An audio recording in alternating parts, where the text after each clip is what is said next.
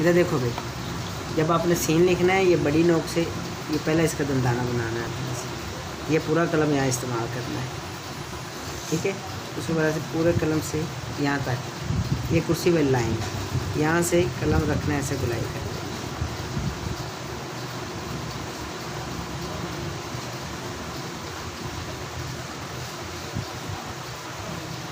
स्वाद, बड़ी नोक, पूरा कलम, पूरा कलम, ये देखो पूरा कलम, इसकी भी ये कुर्सी वाली लाइन।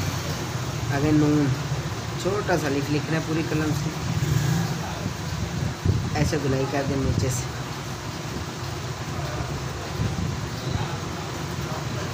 ये कलम कल से नहीं बनाएंगे हम, इसका कट वगैरह ख़राब है, ठीक होगा।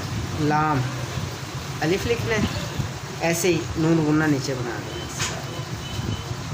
ठीक होगा। छोटी ये पूरे कलम कैसे इस्तेमाल करना है, यहाँ से बराबर, यहाँ से फिर गुलाई ऐसे, ठीक होगा। नुक्तों वाली काफ, पूरा कलम इस्तेमाल करना है यहाँ से, फिर यहाँ से गुलाई,